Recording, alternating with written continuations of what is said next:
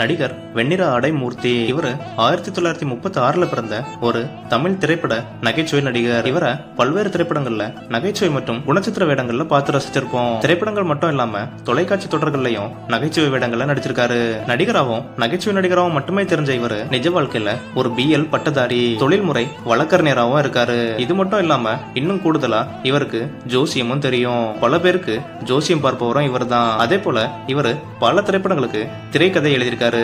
அதே போல உலகநாயகன் கமல்ஹாசன் நடிச்ச மாலை சூடவா திரைப்படத்திற்கு இவர் தான் திரைக்கதை ஆசிரியரா இருந்தாரு.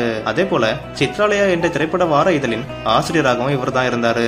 இவர் பிறந்த இடம் கடலூர் மாவட்டம் சிதம்பரம் தான். இவரோட உண்மையான பெயர் மூர்த்தி தான். ஆனா இவர் நடிச்ச முதல் திரைப்படம் வெண்ணிற ஆடை 1965 வெளிவந்தது. இந்த திரைப்படத்துக்கு அப்புறம் தான் இவரோட பெயர் வெண்ணிற ஆடை மூர்த்தின்னு மாற்றப்பட்டது. 1965 தொடங்கின இவரோட திரை வாழ்க்கை இன்னமும் ஓடிட்டு தான் இருக்கு.